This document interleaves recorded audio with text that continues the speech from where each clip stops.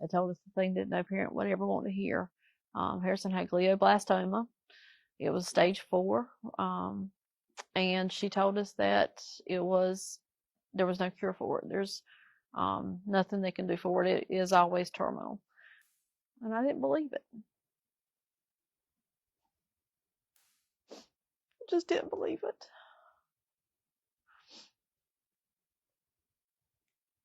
I know the God that I serve was able to heal Harrison.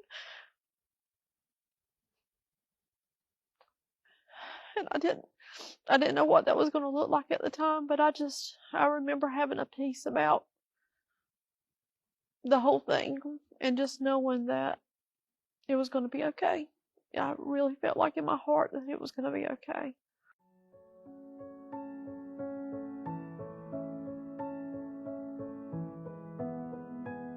Hello everyone, my name is Philip Turner. Today my wife Paula and I are going to be talking with you about something that's very dear and near to our heart. It's called grief. It's not an easy thing to go through, and you always question why. We're here in the sanctuary of our church, First PH here in Kinston. We came here 3 years ago with our family, and we were home the first day we came. Everyone welcomed us. The kids, the first day, I remember Harrison Jackson, they sat on the pew. They would not go to the back. The next Sunday, they were coaxed into going, and they loved it. They thoroughly loved it. Harrison could be a little mischievous from time to time, and something that he and his brother both knew is they're not supposed to play with our cell phone. I didn't just hand it to them to play with. On occasion, they had a tablet they could play with, but I tried to limit the time they had. And so at some point, I don't even remember when, but it was well after the time that it happened, I am on my phone and I find the video that he has made. And you can tell in the video he's kind of hiding behind my bed, sitting on the floor, because he keeps kind of looking over his shoulder to see if anybody's coming. But I guess he was trying to like fit in as much as he could during that little bit of time that he had the phone before I was going to catch him with it. And it was so cute. It was a whole compilation of Harrison's greatest hits. God's not dead, he's surely alive. He's living on the inside, run like a lion. July of 2017, we went to the beach. We were at the beach this weekend, on a family weekend. Grandma was there. Harrison just didn't act right. He didn't care to go in the water, didn't want to play in the pool. And so after a couple of days, he wasn't running a fever or anything, but I did take him to the doctor because it was so out of character for him, and told the doctor what we were seeing, and not overly concerned, but he ended up doing a strep test and it came back positive, and so we thought, well, we figured it out, and so he gives him antibiotics for 10 days, and we go get the prescription filled, we come home, we start on it, and usually what you see is in a few days after starting an antibiotic, you see a huge change in the symptoms, but that wasn't the case for Harrison. They checked him, put him in the hospital, we're going to do an upper GI, and had to put him to sleep and do all these things. They couldn't find anything wrong. They were fixing to send him home. And Paula said, there's something wrong. You got to go further.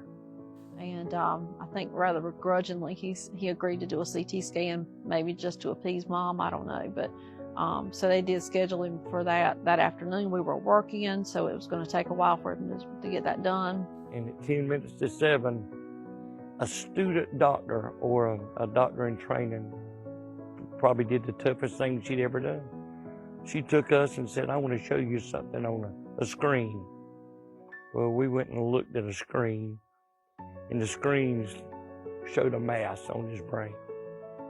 The CT scan showed a very large tumor, and he felt like it was best to just immediately go in over the next morning. He said it may even have to be overnight, depending on his blood pressure and those kinds of things. They were going to monitor him very closely.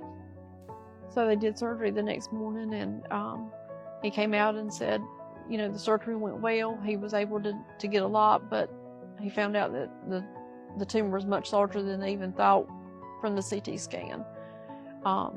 So he said that he would definitely have to have another surgery. It was another day of long surgery.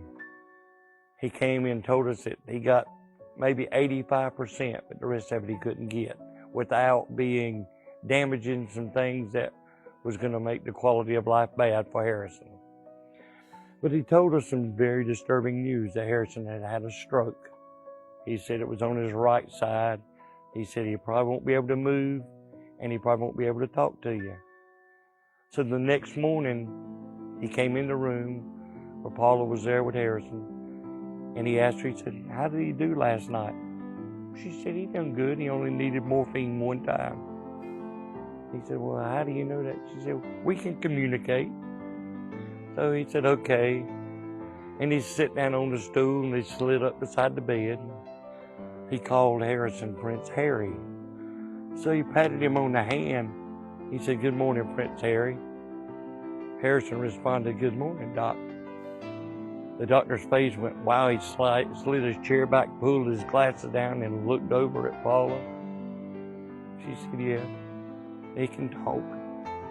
He can raise that right arm, too. He said, hold your hand up, and he held it there, and he held the other one. Well, that's when Dr. Smith's tears, his eyes glassed all up. He was choked up. He was fixing to leave. Paula just reached out and touched him on the arm. She said, doctor, that's the power of prayer. It was amazing to see him. He sat up in the bed. He still had all these tubes and everything going on, but, he did better than anybody expected him to do at that time. And so we were able to, get him through the surgery, starting the rehab process. And while all this is going on, they've sent the samples from the tumor off, waiting for a pathology report. It was glioblastoma stage 4. She told us that 6 months without chemo and a year maybe with chemo. But we started the chemo and they had to put him to sleep to do the chemo. Harrison would rather fight you than be put to sleep. He talked the doctor into letting him do it without being put to sleep. The doctor says, you can't do that. People don't do that. I can. And he did. He didn't get put to sleep for another MRI. They started the radiation, and they made this mask that went over Harrison's face that molded to his face. It was like a little plastic mesh. And they had a D-walk drill. I remember the first time I saw it. And they drilled his head down to the table where he couldn't go. Now he was asleep. He says, I don't want to go to sleep. We said, Harrison, you can't do this. He said, yes, I can. Why don't you want to be put to sleep? Takes me too long to eat. That's what he said, and that's what he meant. The steroids and stuff they had on, he loved to eat. Bless his heart. He'd crawl out of a bed at 2:30 in the morning to get some of Mr. Bill's cake. After Harrison was released from the hospital, from the rehab, of course, we got back into our routine of going to church, and that was something that we had done before he was sick, and it was wonderful to be able to get back into going. And a couple of, maybe the year before, his twin Jackson had decided he wanted to be baptized, and Harrison said, I'm not doing that. I'm scared of that water. And so, it's kind of funny, but we didn't laugh at it. We just said, okay. So, just took it that he wasn't ready. But after rehab and we were at church one night, I remember him telling me, Mom, I think I am ready to get baptized, he said. Pastor Brian was right. He was ready. He got everything ready. He did the whole thing all over again just for Harrison. And it was such a special time for us. I mean, we had lots of family here, and just seeing him being able to be baptized, it was just wonderful. I wouldn't take anything for that memory. Those days when Harrison was admitted to the hospital that last time were probably some of the darkest days. I still really believed in my heart that God was able to heal him, that he could speak a word and Harrison would stand up out of that sick bed that he was in and walk out of that hospital, and he would be made whole. And I still believed that that's what was going to happen. But God was showing me that it could happen in a different way. I remember going back and reading through the book of Job and all that he suffered, and it was a comfort to me to see, because sometimes I think you want to feel like you're the only person that's going through something, and the truth is that you're not. There's lots of other people who are going through some dark times as well. The writing was on the wall. Things were terrible, and I even had a nurse say that she didn't think it was going to be long. And I was kind of torn between just really wanting to believe, just really believe and have faith and show God that I was faithful, and wanting to tell Harrison what I thought I needed to tell him. Called everybody, and we put him in the hospital. Put him in the hospital upstairs. People coming and going. Paula and myself were sitting with him. Paula said, "Harrison, we're going to talk to you. So you know that you're sick." And so one of the last conversations I had with him, I just said, Harrison, we still believe that you're okay, that you're going to be okay, that God can heal you. That sometimes God has a plan that is different from the one that we have. And I just want you to know that if Jesus comes and wants to take you by the hand, you go with him, because it's going to be fine. And he said, "I know, Mama. I know it'll be fine." It's rude to know that your child will do that and say that. It still hurts real bad on the inside. He was so much stronger than I was. He was so strong. He didn't complain. And later on that afternoon when he went to sleep, he just never woke back up. And I would sit beside his bed and hold his hand. And I remember thinking, God, if this is what you've got to do, if this is how you're going to heal him, just take him. Lord, please just take him. Paula and I were standing at the foot of Harrison's bed, knowing what was fixing to happen. And I watched Harrison take his last breath. When he exhaled it, peace was there. Saw Harrison, how he just breathed, and then he stopped, and there was such peace in the room. And we had called some family to come in because we knew time was short. And I just remember thinking, oh my God, it's over for him. He doesn't have to suffer anymore. He doesn't have to go through this anymore. And I know if Harrison could tell me right now, he would say, "Mama, don't you cry. I'm fine. I'm good. I can cartwheel again. I can backflip again if I want to. I can run. I'm fine, Mama." And it's just me figuring out how to live every day since. It's so hard. But I know my baby's fine. They say that there's all these steps to grief, and I don't remember the order they're in, but what I found is that they don't come in any specific order. I have days where I think I'm going to make it, and I've got it, and I've accepted what's happening, and I go right back to, but it can't be true. This isn't the way it's supposed to be, and it shouldn't have happened to an 8-year-old, and he was just a little boy, and I miss him. God, I miss him. But God's word has given me some comfort. I've been reading in the 139 Psalm. Psalms 139 has been one that's been a great help to me. It says, "Where can I go from your spirit?" It doesn't matter how I am or where I'm feeling, I can't get away from God's spirit. And that's a comfort to me, that he's always with me.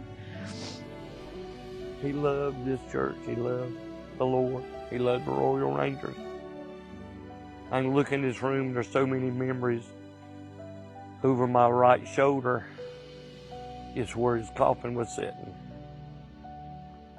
Some Sundays, I don't want to look at it. And some Sundays, I'm thankful that that's where he was memorialized. This church was full of people that loved Harrison and loved us, and I'm so thankful for them. The thoughts that help me get through each day is that his body is there, but he is not in that grave. He's not in that coffin. And where he is, I can go to. I know the way. And so I try to live my life every day in a way that I can go where Harrison is. Sometimes it's just honestly minute by minute that I feel like I'm getting by, getting through. But I've gotten through every single day, and I like to say I'm one day closer. I am one day closer. So if I do what I need to do today, and I get through it, and I'm just one day closer. I want people to understand that you can go through something terrible. You can go through and expect a miracle, and because miracles do happen, I believe they do, but they don't always happen exactly like we think they're going to.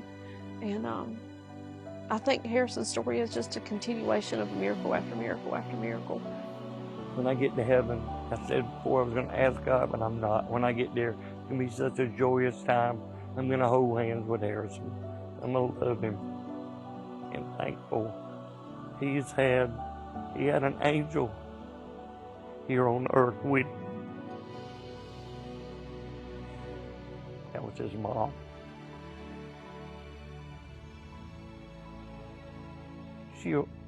She's been so strong. Then sometimes it's just been a tough battle. But we both know that it was here for a reason. What has happened, Harrison is still blessing people today. And if you have the misfortune of going through what Paula and I have gone through, you can come to us because we want to pray with you and help you through, because we're still having to make it through ourselves. We're not going to be through this until we go through the pearly gates. I think the devil wanted me to think that I didn't have anything I could say because Harrison died and he wasn't healed, and I think he wanted me to think that I didn't have anything I could share with anybody. That's not true. That's not true. Harrison's life was a miracle, and being saved is a miracle, and I'm going to see him again. I'm going to see him again.